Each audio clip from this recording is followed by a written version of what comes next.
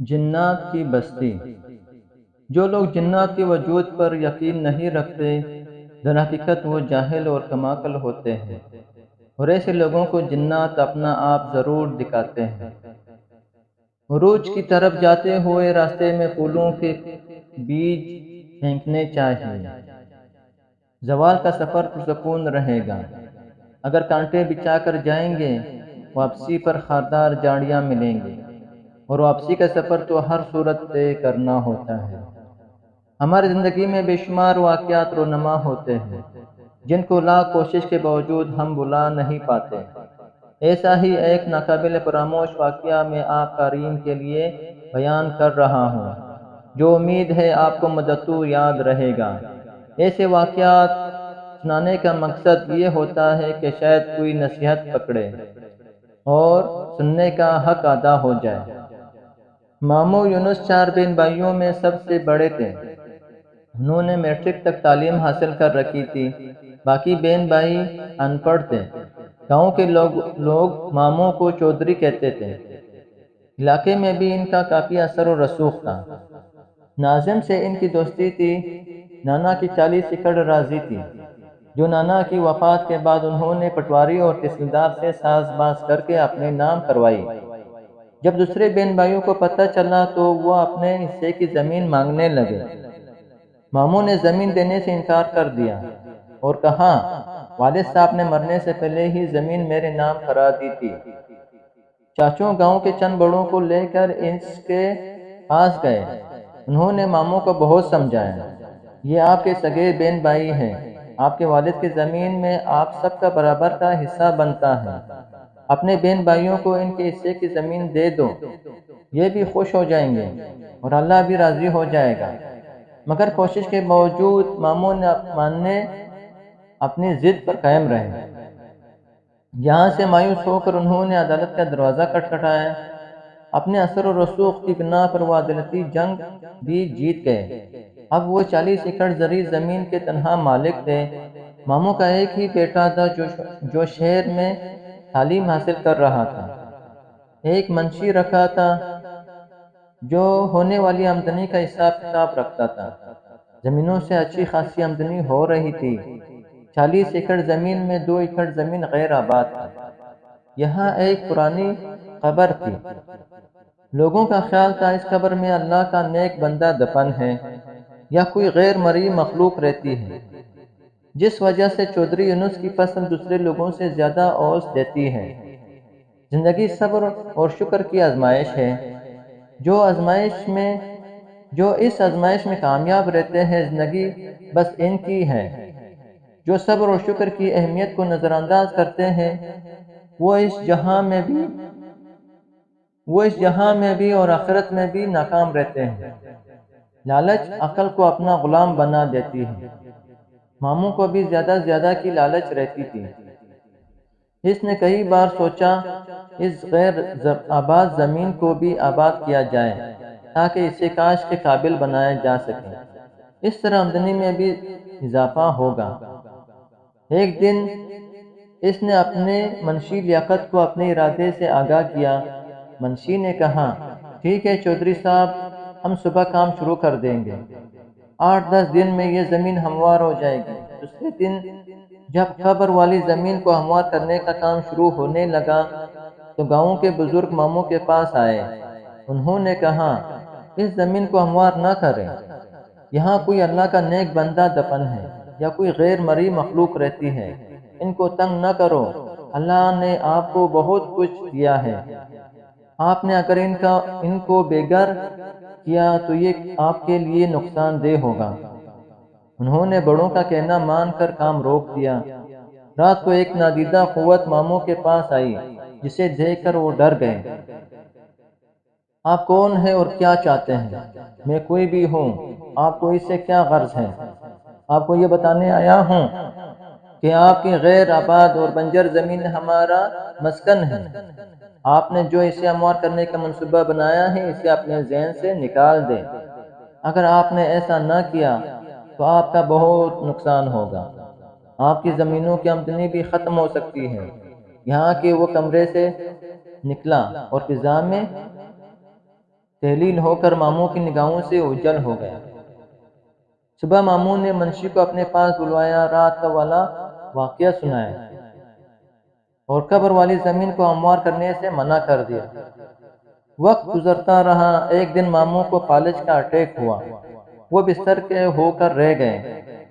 زمینوں کی دیکھ بھال اب ان کے پاس بس کا کام نہیں، لہٰذا ان کا بیٹا حارث تعلیم ادھوری چھوڑ کر واپس گاؤں آ گیا۔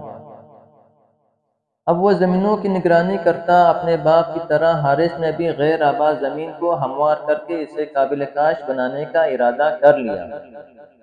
اس سلسلے میں جب اس نے منشی سے بات کی تو اس نے کہا، پہلے بڑے چودھری سے بات کر لے، انہوں نے یہ زمین آباد کرنے سے منع کیا ہے۔ حارث نے اپنے والد سے بات کی، ماموں نے بتایا، یہاں غیر مرئی مخلوق رہتی ہے اور اپنے ساتھ پیش آنے والا واقعہ بھی بیان کیا۔ یہ جن بوت والی باتیں سب جھوٹی ہوتی ہیں، ان کا حقیقت سے کوئی تعلق نہیں۔ ہم نے اپنی زمین آباد کرنی ہے، کسی کی زمین پر قبضہ تو نہیں کر رہے جو ہمارا نقصان ہوگا۔ اگر یہاں نادیدہ قوتیں یا جن بوت وغیرہ رہتے ہیں تو وہ کہیں دوسری جگہ جا کر آباد ہو جائیں۔ حارث کی باتیں سن کر ماموں پریشان ہو گئے۔ انہوں نے اپنے بیٹے کو بہت سمجھایا مگر وہ نہ سمجھا۔ منشی نے بھی اس کا حوصلہ بڑھایا۔ پھر جیسے ہی ٹریکٹروں نے کام شروع کیا، مغرب کی طرف سے کالی گٹھا اٹھی۔ دیکھتے ہی دیکھتے اس نے پورے گاؤں کو اپنی لپیٹ میں لے لیا۔ ہر طرف گرد غبار اور اندھیرا چھانے لگا۔ اس طوفان سے صرف مسجد محفوظ تھی۔ پھر قبر والی جگہ پر زوردار دھماکہ ہوا۔ کام کرنے والے ٹریکٹر قلابازی کھاتے خشک پتوں کی طرح دور جا کر گرے۔ یہی حال ڈرائیوروں اور کام کرنے والے مزدوروں کا تھا۔ ہم آج کسی کو نہیں چھوڑیں گے، ہم تمہارا نام و نشان مٹا دیں گے۔ تم نے ہمارا آرام اور سکون برباد کیا، ہمارے بچوں کو مارا، ہم تمہاری نسل کو مار ڈالیں گے۔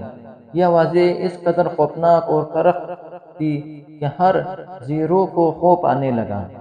ہر طرف آہ و بکا اور قیامت صغریٰ برپا تھی۔ ایک نادیدہ قوت حارث کو اٹھا کر چھت تک لے گئی اور پھر ایک دم ہی چھوڑ دیا۔ وہ دھڑم سے فرش پر کمر کے بل گرا۔ اس کو کافی چوٹیں آئی۔ بھلا ہو اس مؤذن کا جس نے اللہ اکبر کہہ کر ظہر کی اذان شروع کی۔ اذان کے کلمہ سنتے ہی ہر طرف سکون ہو گیا۔ گاؤں کے لوگ مسجد کی طرف دوڑے۔ مسجد کا صحن زیادہ وسیع نہیں تھا کہ گاؤں کے سارے لوگ اس میں سما جائیں۔ لوگ امام مسجد سے دعا کی اپیل کرنے لگے۔ امام مسجد نے دعا کرائی، اے مخلوق خدا، ان غریب لوگوں کا تو کوئی قصور نہیں، یہ چودھری کے ہاں مزدوری کر کے اپنا اور بچوں کا پیٹ پالتے ہیں۔ آج بھی یہ لوگ وہاں مزدوری کرنے گئے تھے۔ یہ لوگ آپ کی بستی سے بے خبر تھے، انجانے میں جو غلطی کر بیٹھے ہیں اس غلطی کی معافی چاہتے ہیں۔ ہو سکے تو چودھری صاحب کو بھی معاف کر دیں، یہ سب شرمندہ ہیں، آئندہ کبھی آپ کی بستی کی طرف نہیں آئیں گے۔ پھر اچانک سفید لباس پہنے ایک بزرگ سامنے آئے۔ اے آدم کی اولاد، ہم بھی آپ کی طرح خدائے بزرگ و برتر کی پیداوار ہیں۔ ہم اپنے آپ میں گم رہنے والی مخلوق ہیں۔ ہم بے وجہ کسی کو پریشان نہیں کرتے اور نہ ہی ہم نے کبھی آپ کا برا سوچا۔ اگر ہم نے کسی کے ساتھ برا سلوک کیا تو وہ سامنے آئے، ہم سزا بھگتنے کو تیار ہیں۔ اپنے گریبانوں میں جان کو آفتہ دین اسلام تو امن و شانتی کا درس دیتا ہے۔ بردباری اور تحمل اس کے اصول ہیں، صراط مستقیم اس کی راہ ہے، اور سچائی اور انصاف جذبہ ایمان ہے۔ چودھری یونس اور اس کے بیٹے کا کردار سب کے سامنے ہے۔ لالچ کی ہوس نے ان کو انسان سے حیوان بنا دیا ہے۔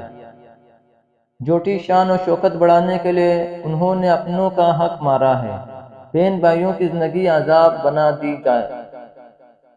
جاؤ، ہم نے تمہیں معاف کیا، پھر کبھی بھول کر بھی ہماری بستی کی طرف مت آنا۔ دوبارہ غلطی کی تو ہم معاف نہیں کریں گے۔ یاد رکھو، اس وقت ہم خوف خدا سے آپ لوگوں کو معاف کر رہے ہیں، مگر چودھری یونس اور اس کے بیٹے کو کبھی معاف نہیں کریں گے۔ ان کو ہم تڑپا تڑپا کر مار دیں گے، ہم ان کو ضرور سبق سکھائیں گے۔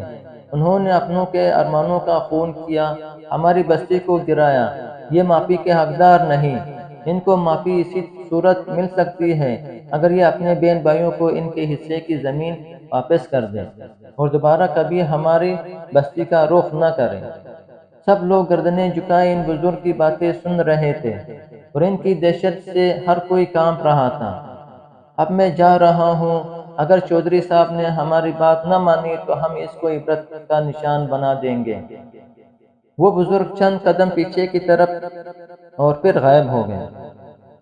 امام مسجد نے لوگوں کو مخاطب کیا، ہم سے غلطی ہو گئی ہے، اس غلطی کے ازالے کے لیے ہمیں دوبارہ اسی مخلوق کی منت سماجت اور قبر والی جگہ پر خیرات کرنا ہوگی۔ ہمیں ہر حال میں اس مخلوق کو راضی کرنا ہوگا، اگر ہم نے ایسا نہ کیا تو پورا گاؤں راگ کا ڈھیر بن جائے گا۔ اسی وقت گاؤں کے ہر بندے نے اپنی حیثیت کے مطابق امام مسجد کو پیسے جمع کرائے اور شام کو قبر والی جگہ پر خیرات کی گئی۔ ماموں یونس نے اپنے بہن بھائیوں کو وہاں بلوا کر ان کے حصے کی زمین دے دی۔ گاؤں کی رونق پھر سے بحال ہونے لگی، لیکن ماموں کی حالت پہلے سے زیادہ خراب ہو چکی تھی۔ ایسا محسوس ہو رہا تھا کہ ماموں کا آخری وقت قریب آ چکا ہے۔ گاؤں کے بڑے عیادت کے لیے آتے تو وہ مشورہ دیتے، چودھری صاحب اپنے بہن بھائیوں کو راضی کر لو، ان سے معافی مانگ لو۔ بڑوں کی بات مان کر ماموں نے بہن بھائیوں کو اپنے پاس بلوایا، اپنے کیے کی معافی مانگی۔ سب بہن بھائیوں نے اسے معاف کر دیا۔ ایک بار پھر جنات کی بستی میں خیرات بانٹی گئی۔ لوگ خیرات کے چاول کھا رہے تھے کہ ایک دم ایک لمحے کے لیے سب کچھ روشن ہو گیا۔ امام مسجد نے کہا، جنوں نے دل سے چودھری صاحب کو معاف کر دیا ہے۔ دوسرے دن حارث نے اپنے والد کو شہر کے ایک اسپتال میں داخل کروا دیا۔ اب وہ آہستہ آہستہ تندرست ہونے لگے۔ ایک ماہ اسپتال میں رہنے کے بعد وہ گھر آ گئے۔ ماموں آپ مکمل طور پر صحتیاب ہو چکے تھے۔ اپنا خیال رکھیں اور ہمارے چینل کا بھی۔ اللہ حافظ۔